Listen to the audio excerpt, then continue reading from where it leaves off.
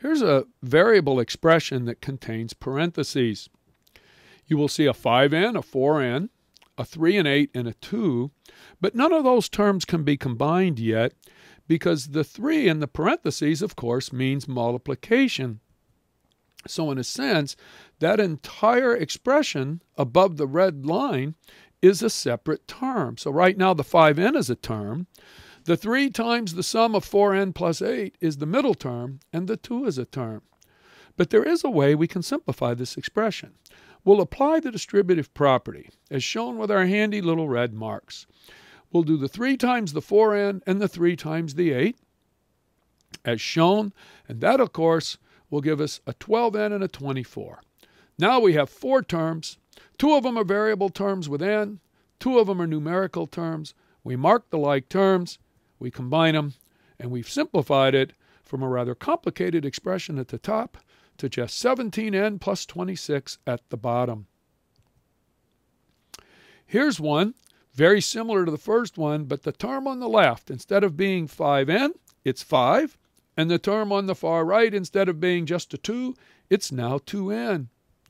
And it's worth noting that because the 5 and the 3 are so close together, and normally a 5 and a 3 are like terms, it's a common error to add 5 plus 3 and get 8 right away. But remember, the 3 is connected to the group by multiplication, and multiplication goes before addition, so we cannot combine the 5 and the 3 right now. In fact, the first thing we'll do is apply the distributive property. And here's our handy red marks. Here's our products after we've applied the property, and we mark the like terms. We leave the numerical terms blank, and we get 14n plus 29. Here's one with 2 sets of parentheses, so we're going to apply the distributive property twice. And we'll get this. And then we mark the like terms, combine them, we get 13n plus 44. Here's one that involves subtraction. While it can probably be done without applying the definition of subtraction, I recommend it. Without applying the definition of subtraction, many students become confused and have what's known as sign errors, and more on that later. We make our little red marks to remind us how to apply the distributive property. We do the multiplications. We combine the like terms first by identifying them. There they are. And of course, 13n plus negative 44 can also be rewritten in a slightly shorter manner. 13n take away 44. In this expression, we see one subtraction right in the middle. It means we have to subtract that entire group, which is 2 times the sum of 3n plus 1. I strongly recommend that you apply the definition of subtraction as shown, and then the distributive property. To get the 4 terms as shown in line 3, we mark the like terms, and then we combine them to get 1n plus 40, which of course can be written as n plus 40.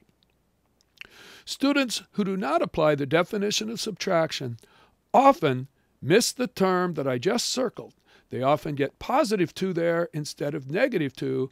That's known as a sign error, and of course, it leads to an incorrect expression when simplifying this original expression. Here's another one with lots of negatives. So let's apply the definition of subtractions. And of course, we have a 7 times n, that's all positive. A 7 times negative 6, and that'll make a negative 42. A 2 times a negative 3 makes a negative 6n. And then the negative 2 times negative 1 at the far right makes 2. We mark the like terms and combine them, and we get 1n plus negative 40, which can be rewritten in a shorter way, simply n take away 40. Here's one even longer. We have some terms and then some other terms that are involved with grouping symbols. So once again, we're going to apply the definition of subtraction first as shown. Then we're going to apply the distributive property with our handy red marks as reminders. Then we do those products with the distributive property. And we're looking at 6 terms. We now look for like terms, and we have some terms with n's and terms with numbers. We combine them, and we end up with negative 13n plus 41.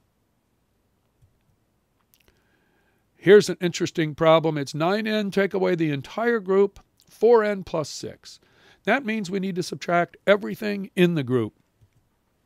One way to write it is to remind yourself that anything times 1 is itself, so we're allowed to put that 1 there. And then when we apply the definition of subtraction, we have a plus -1. And then, of course, the distributive property has us multiplying both things in the group by -1. And we end up with 9n plus -4n plus -6. And that, of course, with the like terms mark, gives us 5n plus -6, or slightly shorter, 5n take away 6. Another way to show the work is to, instead of putting the 1 there, just change it to add the opposite as shown. And then my expression for this is called running the negative through. And I make those little marks to show that the negative on the outside of the group means that both things inside the group are opposite of what they were in the first place. And of course, at this point, we get the same answer we did when we did it the other way using the 1. And our final answer, of course, 5n take away 6. Here's one with several subtractions, including subtracting a group that has another subtraction within the group. And the first thing we're going to do is we're going to use the method where we put the 1s in to remind ourselves that even though those groups don't have anything to multiply by, it's the same as 1. Then we're going to apply the definition of subtraction as shown. Now we have 2 places to apply the distributive property, so we make our little marks to help us remember what we're doing. And you'll notice on the one on the left, the -1 times the group n plus -3. The first one is -1 times n, but the second one is negative times negative, which of course is going to give us a +3.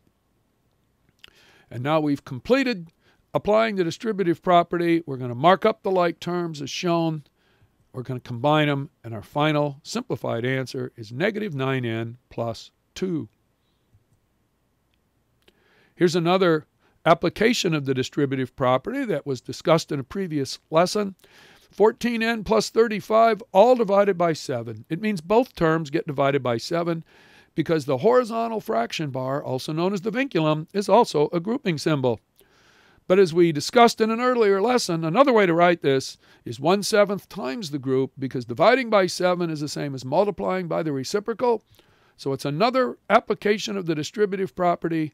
1/7 times 14n is 2n, and 1/7 of 35 is 5. And we've now simplified this expression.